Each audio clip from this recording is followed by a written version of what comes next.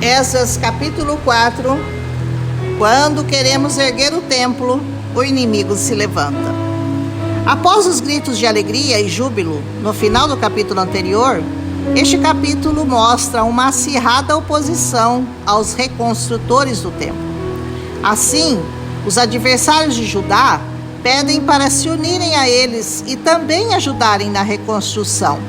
Mas Zorobabel e Jesua e os outros demais chefes de Israel lhes dizem que isso não era conveniente, que eles ajudassem, mas que somente o povo de Israel poderia trabalhar naquela obra. E isso os deixou muito irritados, e eles então passaram a perturbá-los para impedir que terminassem a obra. E por que será que os sacerdotes decidiram não deixá-los participar, sendo que eles afirmavam que também buscavam o Deus de Israel? Bom, a resposta é que mesmo sendo verdade que eles adoravam e buscavam ao Senhor, o fato é que eles não pararam de adorar os seus outros deuses. E se eles ajudassem na obra, eles ganhariam o direito de adorar seus deuses no templo do Senhor. O que nós aprendemos com esse episódio é que quando você decide edificar uma casa para o Senhor, na sua vida e no seu coração, você pode esperar que o inimigo vai se levantar, com diversas estratégias para te fazer desviar do foco, até mesmo te oferecendo ajuda. Mas no fundo, o que ele realmente quer é te impedir de terminar a edificação que o Espírito Santo começou a fazer em você. Vigilância redobrada. Não ignore os ardis e as sutilezas de Satanás para te atrapalhar. Combinado? Bom, mas voltando ao texto, durante todo o tempo de Ciro, o rei da Pérsia, eles tentavam atrapalhar, dando dinheiro a alguns funcionários do governo para conseguir impedir os planos dos israelitas. E no início de reinado de Xerxes, esses inimigos escreveram uma acusação contra os judeus e enviaram-na por escrito ao rei Artaxerxes, dizendo a ele que aqueles judeus estavam construindo uma cidade rebelde e má. Diziam que eles estavam erguendo muralhas e que logo acabariam aquele trabalho, e que o rei soubesse que se elas fossem edificadas de novo, aquele povo não iria mais querer pagar impostos e taxas ao rei, e que como eles eram muito bonzinhos, eles estavam muito preocupados, que o rei fosse prejudicado. Pedem ao rei que investigasse o passado do povo de Israel e que descobrisse o quanto eles eram rebeldes, e que desde o passado deram muito trabalho aos reis e governadores das províncias ao redor. Assim, diziam eles, temos certeza que eles lhe darão dor de cabeça ao rei, se a cidade for reconstruída. Bonzinhos, Só queriam ajudar a construir o templo. Imagine se não quisessem ajudar. Mas o fato é que o rei investigou o passado deles e acabou constatando que verdadeiramente eles tinham resistido a vários reis que os atacaram e os tinham vencido. E assim, ele acredita que realmente teria problemas se a cidade fosse reconstruída. E adivinha o que acontece? Ele dá ordens para que as obras parassem. E os inimigos, com a carta do rei nas mãos e ameaçando os israelitas com armas, obrigaram-os a parar.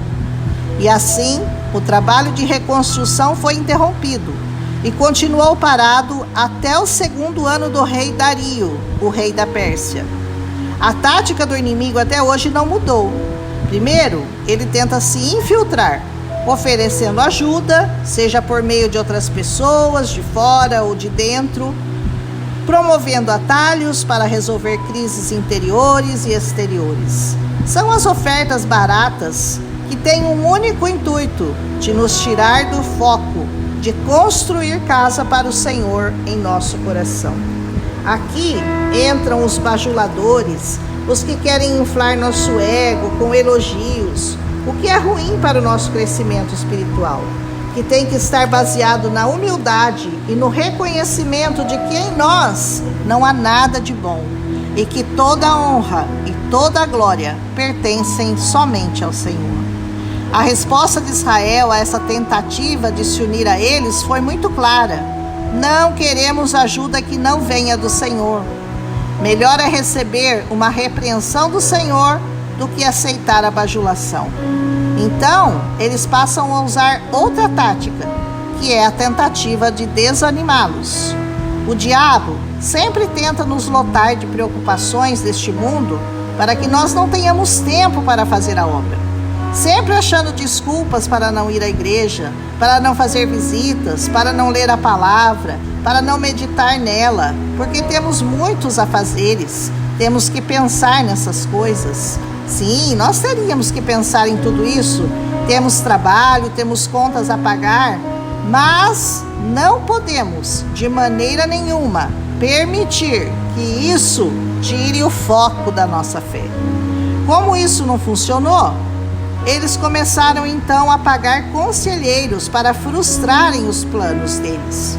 Cuidado com os conselhos das pessoas que aparentemente se dizem religiosos, mas o conselho não é de acordo com os princípios da palavra.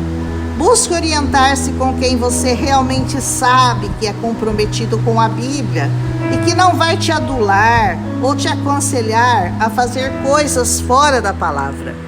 Como nada funcionou, eles então mandam uma carta com mentiras, calúnias e difamações. Nem preciso te dizer que tentarão dizer toda a sorte de acusação contra você, dizendo que não é bem assim, que você está muito fanático, que você está chato, porque você já não concorda mais com os padrões de vida deste mundo. E finalmente, aqui nós vemos, o inimigo conseguiu cessar a obra de construção do templo por algum tempo. Bem, o que aprendemos é que o inimigo pode até aparentemente conseguir vitórias por algum tempo em sua vida. Essa é a parte das suas lutas, das suas tribulações, que serão momentâneas e passageiras. E por que Deus permite essas pequenas e leves afrontas do diabo? Bom, para te tornar mais sábio, mais prudente. Nenhuma batalha em sua vida virá sem algum ensinamento e principalmente sem vitória. Mas, enquanto você estiver enfrentando-as, faça isso com coragem e com ousadia. A coragem e a ousadia de quem sabe e conhece o Deus a quem serve. Um Deus que não conhece derrotas e que tudo o que permite em sua vida é para o seu próprio crescimento, nunca para a sua destruição.